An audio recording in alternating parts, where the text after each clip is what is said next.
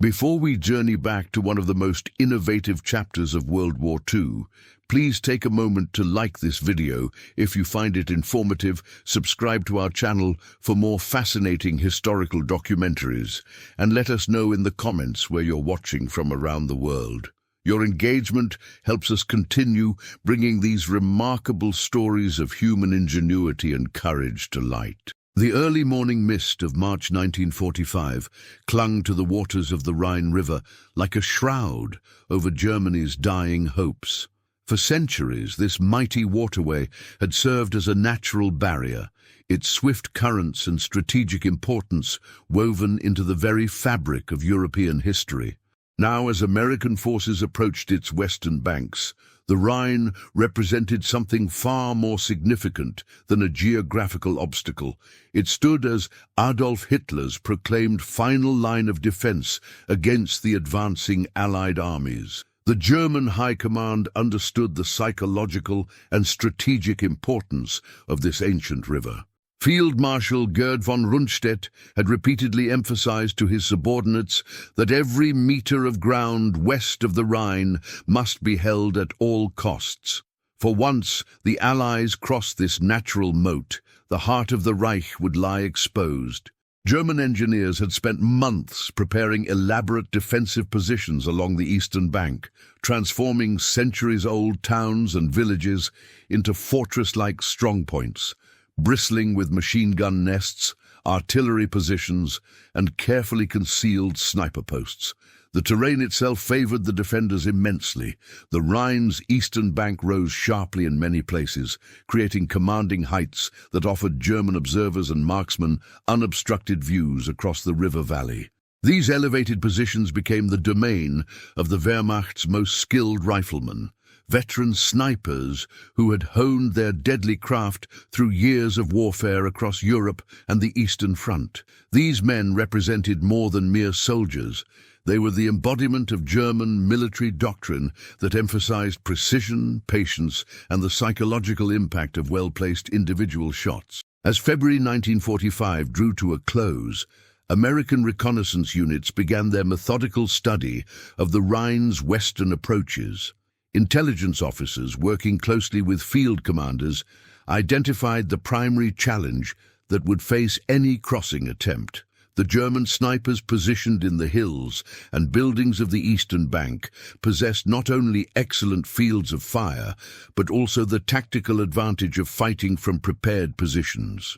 These marksmen, many equipped with the formidable Gewehr 43 rifle fitted with 4-power telescopic sights, had already demonstrated their effectiveness against Allied forces during the retreat to the Rhine. The American forces approaching the Rhine were not the same soldiers who had landed on the beaches of Normandy 9 months earlier. These were battle-hardened veterans of the European campaign, men who had learned the harsh lessons of modern warfare through the bocage country of France, the forests of the Ardennes, and the industrial cities of the Ruhr. They had witnessed firsthand the devastating effectiveness of German defensive tactics and understood that crossing the Rhine would require more than courage and determination. It would demand innovation, careful planning, and perhaps most importantly, new solutions to counter the enemy's advantages. The stage was thus set for one of the most crucial phases of the European theatre. The Rhine crossing would not be merely another river assault. It would be a contest between German defensive expertise and American ingenuity, between traditional military tactics and innovative battlefield solutions. As March 1945 began, neither side could have imagined that the outcome would be influenced by one of the simplest yet most effective innovations in military history: the creative use of mirrors to turn sunlight into a tactical weapon against enemy snipers. The German defenders, confident in their positions and their marksmanship abilities, waited patiently for the American assault they knew must come. What they could not anticipate was that their adversaries were already developing countermeasures that would challenge the very foundations of traditional sniper warfare, setting the stage for a tactical revolution that would contribute significantly to the final collapse of Nazi Germany's western defenses. The bitter lessons of winter warfare had taught American field commanders that conventional approaches to dealing with enemy snipers often proved both costly and ineffective. As the 1st and 9th Armies established their positions along the Rhine's western bank, forward observation posts reported a disturbing pattern. German marksmen, positioned in the hills and ruins across the river, were systematically targeting American officers, radio operators, and anyone who appeared to be coordinating tactical movements. The psychological impact of these precisely aimed shots was beginning to affect morale as soldiers became increasingly reluctant to expose themselves, even briefly, during daylight hours. Staff Sergeant James Mitchell of the 78th Infantry Division later recalled the frustration that permeated the ranks during those early March days. "We knew exactly where some of those Jerry snipers were holed up," he remembered. "But every time we tried to get a clean shot back at them, they'd disappear into the shadows of those ruined buildings. It was like trying to shoot ghosts." This sentiment was echoed throughout the American lines, where conventional counter-sniper tactics, primarily the deployment of designated marksmen armed with scoped rifles, were proving inadequate against enemies who possessed both superior positions and intimate knowledge of the local terrain. The breakthrough that would eventually revolutionize American anti-sniper tactics emerged not from military laboratories or tactical manuals, but from the practical ingenuity of frontline soldiers faced with an immediate and deadly problem. Lieutenant Colonel Robert Hayes of the 9th Armored Division's Reconnaissance Battalion first observed the phenomenon during a routine observation mission on March 3, 1945. While using field glasses to study German positions across the river, Hayes noticed how the morning sun, reflecting off a broken window in his observation post, created an intensely bright flash that temporarily blinded him. This seemingly mundane incident sparked what Hayes would later describe as a moment of tactical inspiration. If reflected sunlight could blind him at close range, he reasoned, it could certainly affect enemy snipers operating at much greater distances across the river. The concept was elegantly simple. Rather than attempting to locate and engage individual snipers with rifle fire, American forces could use mirrors to reflect sunlight directly into German positions, temporarily blinding the marksmen and negating their tactical advantage. The initial experiments with this technique began almost immediately. Soldiers stripped mirrors from abandoned buildings, removed them from damaged vehicles, and even improvised reflective surfaces using polished metal equipment. The early tests, conducted under careful observation during the daylight hours of March 4th and 5th, exceeded all expectations. A properly positioned mirror could create a beam of reflected sunlight, intense enough to cause temporary visual disorientation at distances exceeding 800 yards, well within the effective range of German sniper rifles. Technical Sergeant William Patterson, a former physics teacher from Ohio serving with the 1st Army, provided the scientific understanding that transformed Hayes' inspiration into a practical tactical system. Patterson calculated the optimal angles for mirror placement, developed techniques for coordinating multiple reflective positions, and most importantly, established methods for maintaining the blinding effect even as the sun moved across the sky throughout the day. His innovations included the creation of adjustable mirror mounts using salvaged equipment and the development of communication protocols that allowed mirror operators to coordinate their efforts with conventional military operations. By March 6, 1945, word of the mirror technique had spread throughout the American forces preparing for the Rhine crossing. Company commanders began incorporating reflective tactics into their operational planning, while supply officers worked to acquire additional mirrors and polished metal surfaces from civilian sources in the recently liberated German towns behind the lines. The technique was refined through practical experience, with soldiers learning to use multiple mirrors simultaneously to create overlapping fields of reflected light that could effectively blind entire sections of the German defensive line. The psychological impact on German forces was immediate and profound. Snipers who had operated with impunity suddenly found themselves unable to acquire targets, their scopes rendered useless by the brilliant flashes of reflected sunlight that seemed to emanate from every conceivable angle across the river. Radio intercepts later revealed the confusion and frustration among German commanders, who initially suspected that American forces had deployed some form of advanced optical weapon system. As March 7th dawned, the day that would witness the dramatic capture of the Ludendorff Bridge at Remagen, American mirror tactics had evolved from an experimental concept into a coordinated tactical system that would play a crucial role in the successful crossing of the Rhine River. The morning of March 7th, 1945, dawned with an unusual clarity that would prove fortuitous for the innovative tactics American forces had been developing. As elements of the 9th Armored Division approached the town of Remagen, advance scouts reported something that electrified the entire chain of command. The Ludendorff Railroad Bridge spanning the Rhine remained intact, its massive steel framework still connecting the western and eastern banks of Germany's most formidable natural barrier. The discovery of an undamaged bridge across the Rhine represented an opportunity of unprecedented strategic importance.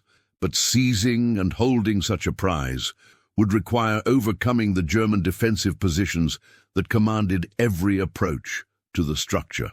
Intelligence reports indicated that enemy snipers had established firing positions in the Erpeler Lay, the prominent hill rising from the Rhine's eastern bank, as well as in the ruins of buildings on both sides of the river. These marksmen possessed clear fields of fire across the bridge's entire length, making any crossing attempt extremely hazardous for American infantry. Lieutenant Karl Timmerman of Company A, 27th Armored Infantry Battalion, was among the first American officers to appreciate both the opportunity and the challenge presented by the intact bridge. As his men prepared for what would become one of the most dramatic small unit actions of the European War, Timmerman recalled the mirror tactics that had been circulating through the division during the previous days. Working with his platoon sergeants, he quickly organized teams of soldiers equipped with mirrors salvaged from nearby buildings, positioning them at strategic points along the western approach to the bridge. The implementation of mirror tactics at Remagen demonstrated the technique's effectiveness under actual combat conditions. As German snipers in the Erpeler Lay attempted to engage American forces crossing the bridge, they found themselves confronted by intense flashes of reflected sunlight that made accurate target acquisition virtually impossible. Sergeant Alexander Drabik, who would become famous as the first American soldier to set foot on the Rhine's eastern bank, later credited the mirror teams with providing essential cover during the most dangerous moments of the crossing.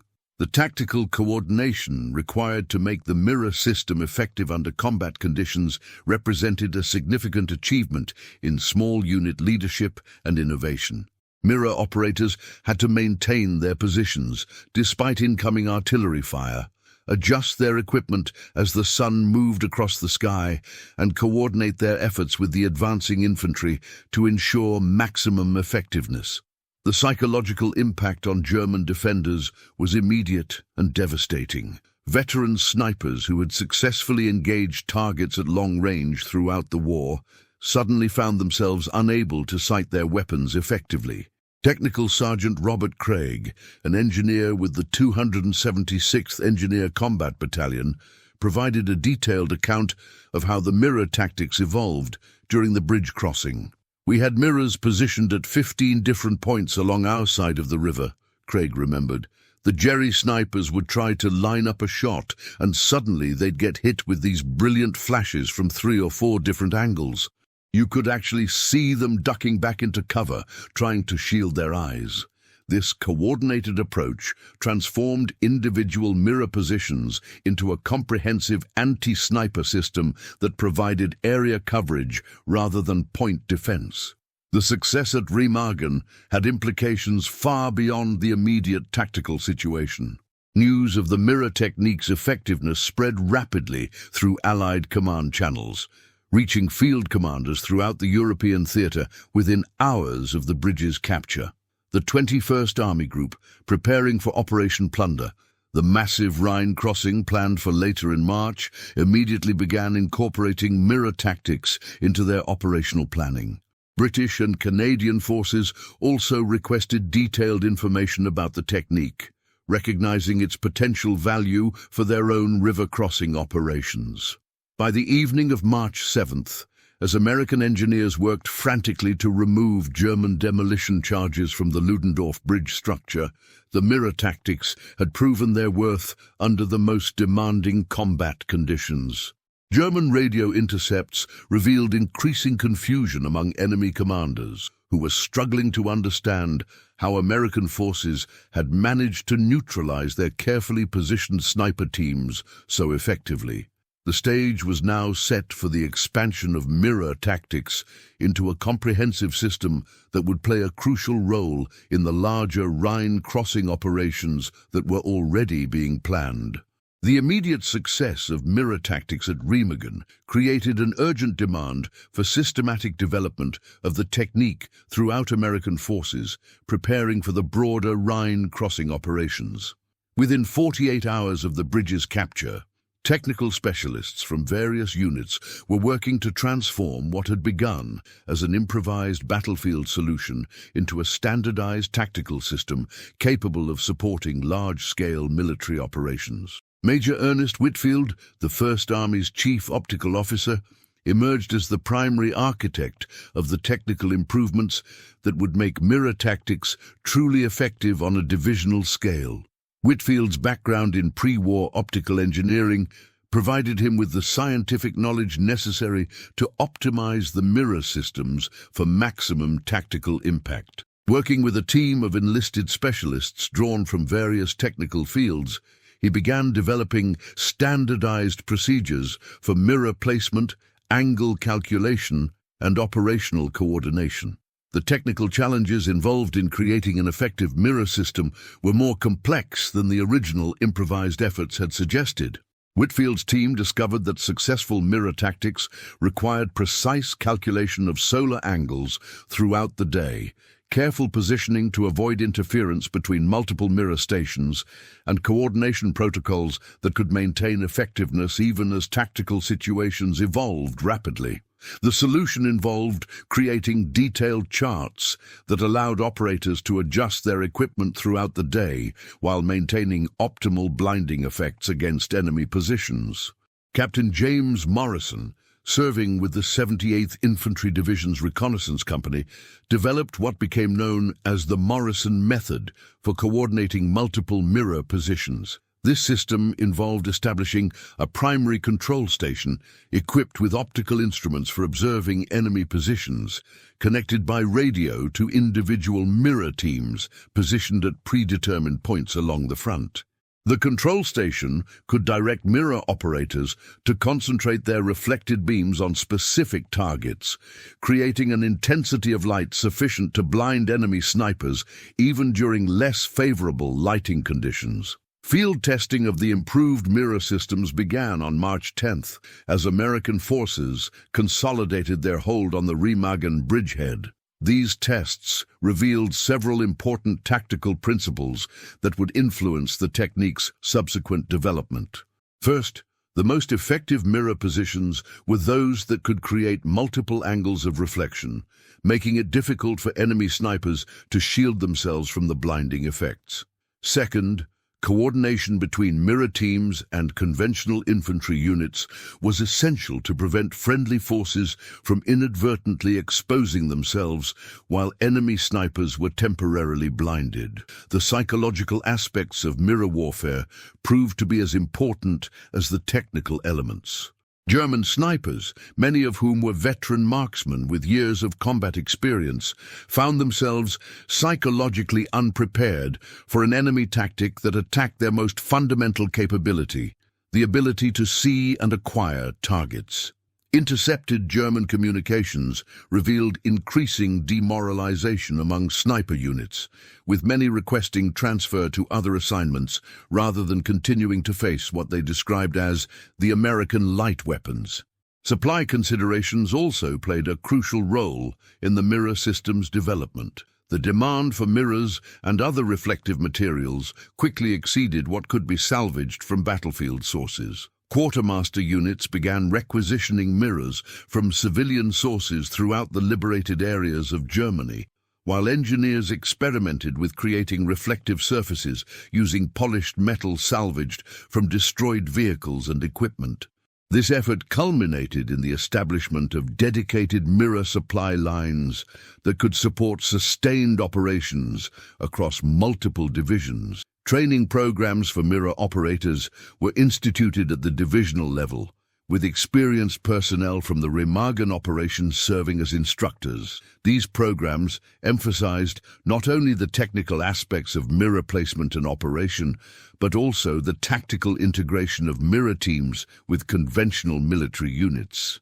By March 15th, American forces along the Rhine possessed a comprehensive mirror warfare capability that represented a genuine innovation in military tactics. The German response to American mirror tactics also evolved during this period, as enemy commanders attempted to develop countermeasures to the new threat. Some German units experimented with repositioning their snipers to avoid the most effective mirror coverage areas, while others attempted to use smoke screens to diffuse the reflected light. However, these defensive measures proved only partially effective, as American mirror teams could adjust their positions and techniques more rapidly than German forces could adapt their defensive arrangements. The success of mirror tactics during the Remagen breakthrough had convinced Allied High Command that this innovative technique could play a significant role in Operation Plunder, the massive coordinated assault across the Rhine, planned for March 23, 1945. Field Marshal Bernard Montgomery, commanding the 21st Army Group, personally ordered the integration of American mirror specialists into the British and Canadian forces preparing for the Northern Crossing, recognizing that the technique could provide crucial advantages during the vulnerable early phases of the amphibious assault. The scale of Operation Plunder dwarfed any previous river crossing in European military history, involving two complete field armies, the British Second Army and the US Ninth Army, crossing the Rhine simultaneously at multiple points between Ries and Rheinberg. German defenders had prepared elaborate defensive positions along the eastern bank, with particular attention paid to sniper posts that could command the river crossing sites and the vulnerable pontoon bridges that would carry the bulk of Allied forces. Intelligence estimates suggested that German forces had positioned over 200 skilled marksmen in carefully concealed positions throughout the crossing zone. Colonel William Henderson, commanding the newly formed 1st Mirror Battalion, had spent 2 weeks preparing specialized units equipped with the latest refinements in reflective warfare technology. Henderson's battalion represented the institutionalization of what had begun as an improvised battlefield technique, complete with standardized equipment, established doctrine, and specially trained personnel. Each company within the battalion was equipped with precision ground mirrors, adjustable mounting systems, and communication equipment that allowed for real-time coordination with conventional assault units. The pre-assault preparation for Operation Plunder included the most comprehensive application of mirror tactics yet attempted in the European theater. Mirror teams were positioned at over 60 locations along the western bank of the Rhine, each site carefully selected to provide optimal angles of reflection against known German defensive positions. The coordination required to make this system effective involved detailed planning by optical specialists, communication experts, and tactical commanders working together to create what amounted to a new form of battlefield capability. The assault commenced at 9 p.m. on March 23rd, with the first wave of Allied forces crossing the Rhine under cover of darkness. As dawn broke on March 24th, German snipers in their prepared positions began engaging the Allied bridgehead, only to encounter the coordinated mirror defenses that American specialists had spent weeks perfecting. The effectiveness of the system exceeded even the optimistic expectations of Allied planners. Entire sections of the German sniper line were neutralized for hours at a time, allowing Allied forces to consolidate their positions and bring reinforcements across the river without the devastating individual casualties that had characterized previous river crossing operations. Staff Sergeant Michael O'Connor of the 30th Infantry Division provided a vivid account of the mirror system's impact during the critical first day of Operation Plunder.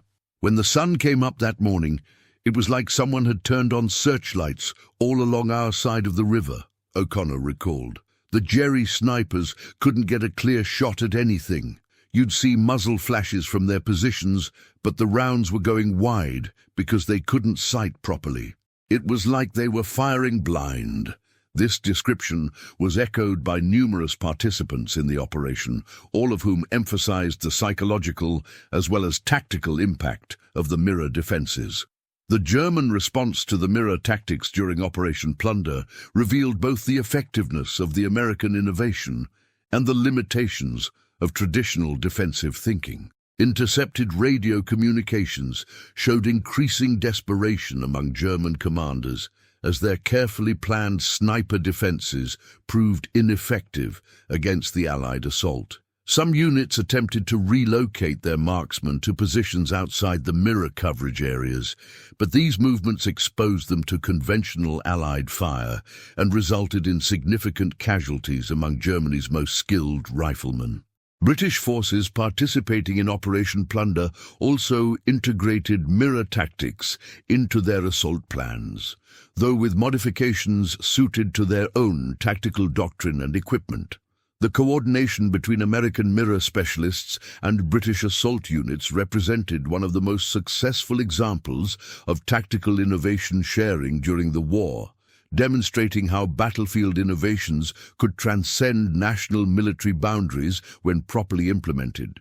By the end of March 24th, Allied forces had established secure bridgeheads across the Rhine at all planned crossing points, with casualties significantly lower than pre-assault estimates had projected. The success of mirror tactics during Operation Plunder marked the culmination of their tactical development and established their place in military history as one of the most innovative solutions to emerge from World War II combat experience. As Allied forces prepared to advance into the German heartland, the techniques and principles developed during the Rhine crossing would continue to influence tactical thinking and contribute to the final defeat of Nazi Germany. The German military's initial reaction to American mirror tactics reflected the profound psychological impact that innovative battlefield techniques could have on even the most experienced and disciplined forces. Oberst Heinrich Müller, commanding the 62nd Volksgrenadier Division, defending the Rhine sector opposite the American Ninth Army, later described the confusion that permeated German ranks during the first encounters with coordinated mirror attacks. Our snipers reported that they were being attacked by some form of optical weapon, Müller recalled during post-war interrogations. The descriptions were so unusual that initially we suspected enemy propaganda or battlefield hallucinations caused by combat stress. The systematic nature of German defensive planning, which had served the Wehrmacht well throughout the war, initially hindered their ability to respond effectively to the mirror tactics. German military doctrine emphasized thorough preparation, detailed intelligence gathering, and methodical responses to enemy innovations, but the mirror technique had emerged so rapidly and with such immediate effectiveness that traditional analytical methods proved inadequate. Field commanders found themselves facing a tactical challenge for which their training and experience had provided no preparation. Reports from German sniper units began reaching higher headquarters by March 8th, just one day after the Remagen breakthrough, but these initial accounts were met with skepticism by staff officers who struggled to understand how reflected sunlight could constitute an effective military weapon. Hauptmann Karl Richter, serving as intelligence officer for the 11th Panzer Division, filed one of the most detailed early reports on American mirror tactics. The enemy appears to have developed a coordinated system using reflective surfaces to direct sunlight against our observation and sniper positions, Richter wrote. The effect is to create temporary blindness that prevents accurate target acquisition and severely impacts the morale of affected personnel. The German Army's technical services, led by specialists from the Heereswaffenamt, Army Weapons Office, launched an immediate investigation into the American mirror tactics, attempting to develop both understanding of the technique and potential countermeasures. These efforts were hampered by the rapidly deteriorating military situation and the limited resources available for technical innovation in the war's final months. Nevertheless, German engineers managed to conduct several experiments with their own reflective devices, though these efforts never progressed beyond the prototype stage. Individual German commanders attempted various tactical responses to the mirror threat, with mixed results that demonstrated both the adaptability and limitations of German military thinking under extreme pressure. Some units tried repositioning their snipers to avoid the most effective mirror coverage areas, while others experimented with smoke screens and camouflage techniques designed to diffuse the reflected light. The most successful German countermeasure involved scheduling sniper operations during periods of limited sunlight, early morning, late afternoon, and overcast conditions, but this approach significantly reduced the effectiveness of German defensive operations. The psychological impact of mirror tactics on German personnel extended far beyond the immediate tactical effects. Veteran snipers, many of whom had operated successfully throughout the war, found their fundamental skills negated by an enemy technique that attacked their most basic capability, the ability to see and acquire targets. Medical officers reported increasing cases of what they termed optical combat fatigue among marksmen who had been subjected to repeated mirror attacks. Some snipers requested transfers to other units rather than continue facing what they considered an unfair and demoralizing form of warfare. German military intelligence efforts to understand and counter American mirror tactics intensified following the success of Operation Plunder, but these investigations revealed the fundamental limitations facing German forces in the war's final phase. Colonel Friedrich Zimmermann, serving with Army Group B's intelligence section, compiled the most comprehensive German analysis of Allied mirror warfare. The enemy has achieved tactical surprise through the innovative use of common materials, Zimmermann concluded. Our defensive doctrine assumes engagement with conventional weapon systems and provides no framework for responding to such unconventional approaches. The German response to mirror tactics also revealed the broader challenges facing the Wehrmacht as Allied forces pressed their advance into the German homeland. Resources that might have been devoted to developing countermeasures were needed for more pressing defensive requirements, while the rapid pace of Allied operations left little time for the methodical analysis and response that German military culture preferred. By early April 1945, as American forces advanced rapidly eastward from their Rhine crossing sites, German commanders had largely abandoned attempts to counter mirror tactics in favor of more conventional defensive strategies. The failure to develop effective countermeasures to American mirror tactics represented more than a tactical setback for German forces. It symbolized the fundamental shift in initiative that characterized the war's final phase.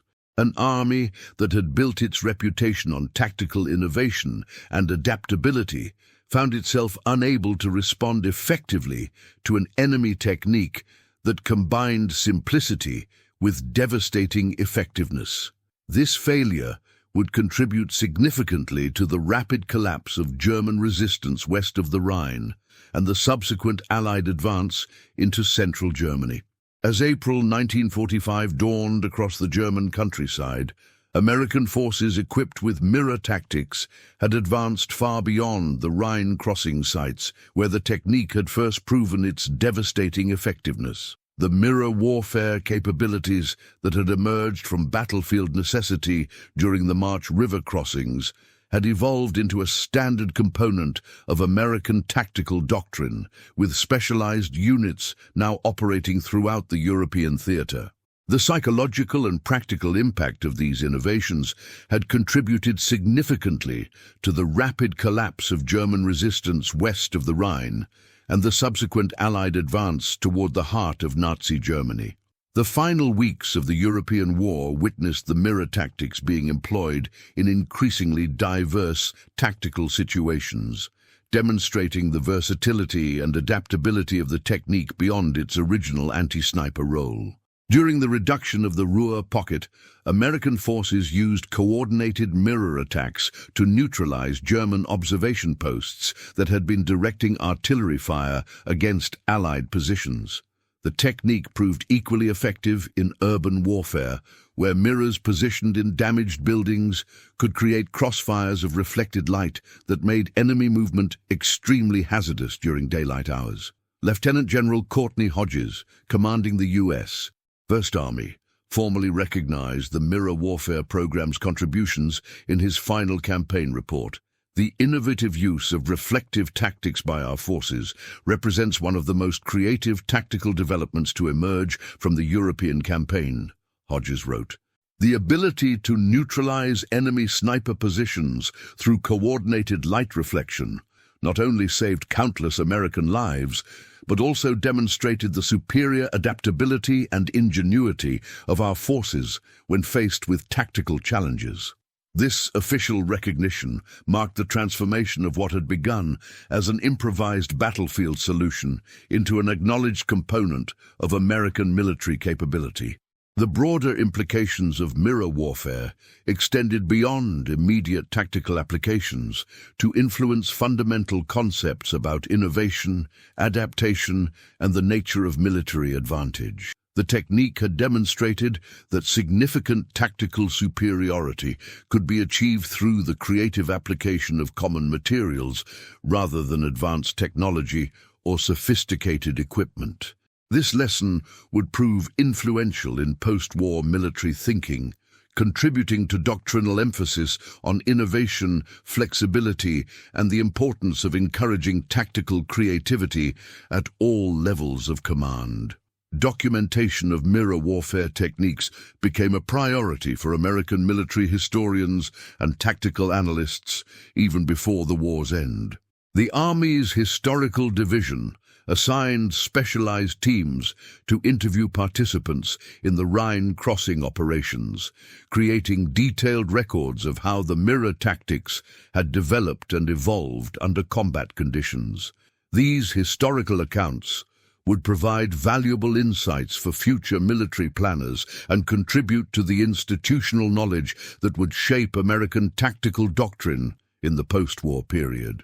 The German surrender on May 8, 1945, marked the end of active combat operations in Europe, but the lessons learned from mirror warfare continued to influence military thinking throughout the Allied forces. British and Canadian units that had participated in Operation Plunder incorporated reflective tactics into their post-war training programs, while French forces requested detailed technical information about mirror warfare techniques for use in their own military development programs. The international interest in American mirror innovations demonstrated how battlefield creativity could transcend national boundaries and contribute to broader military knowledge. Post-war analysis revealed the full extent of mirror warfare's impact on German defensive capabilities during the Rhine crossing operations. Interrogation of captured German officers confirmed that the technique had been far more effective than even optimistic American assessments had suggested, with some enemy units reporting sniper effectiveness reduced by more than 70% during periods of coordinated mirror attacks. These statistics provided quantitative confirmation of what battlefield commanders had observed qualitatively, that mirror tactics represented a genuine tactical innovation with measurable military value. The legacy of mirror warfare extended beyond its immediate tactical applications to symbolize the broader themes that had characterized American success in World War II. The technique embodied the innovative spirit, practical problem-solving approach, and adaptability that had enabled American forces to overcome seemingly insurmountable challenges throughout the global conflict. In the words of Captain James Morrison, one of the technique's primary developers, the mirrors were just pieces of glass, but they represented something much more important: the willingness of American soldiers to think creatively, to try new approaches, and to never accept that any problem was unsolvable. The story of mirror warfare during the Rhine crossing operations thus stands as more than a tactical footnote to World War II history.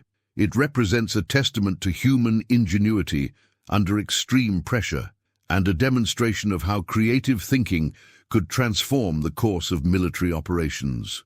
As the smoke cleared from the battlefields of Europe and American forces began their return home, the lessons learned from those brilliant flashes of reflected sunlight would continue to influence military thinking for generations to come. The mirror tactics employed by American forces during the Rhine crossing operations of March 1945 represent one of World War II's most remarkable examples of battlefield innovation arising from immediate tactical necessity. What began as an improvised solution to the challenge of German sniper fire evolved within weeks into a comprehensive tactical system that contributed significantly to one of the war's most crucial military operations. The technique's rapid development and immediate effectiveness demonstrated both the creative potential of soldiers under combat stress and the importance of institutional support for tactical innovation. The broader historical significance of mirror warfare extends beyond its immediate military applications to illustrate fundamental principles about adaptation, creativity, and the nature of technological advantage in modern conflict. The Rhine crossing operations proved that sophisticated military problems could sometimes be solved through elegant simplicity rather than complex technology, a lesson that would influence military thinking throughout the post-war period.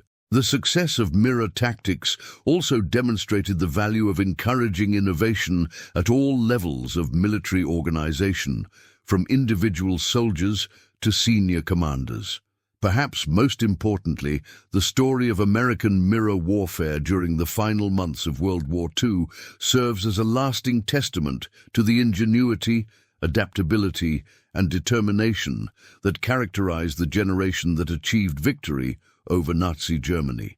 In turning sunlight itself into a weapon against tyranny, American forces had demonstrated that freedom's greatest advantage lay not in superior equipment or overwhelming numbers, but in the creative spirit and innovative thinking of individuals committed to a just cause. The brilliant flashes of reflected light that blinded German snipers across the Rhine thus became symbols of something far greater: the triumph of human creativity over oppression and the victory of democratic values over totalitarian darkness.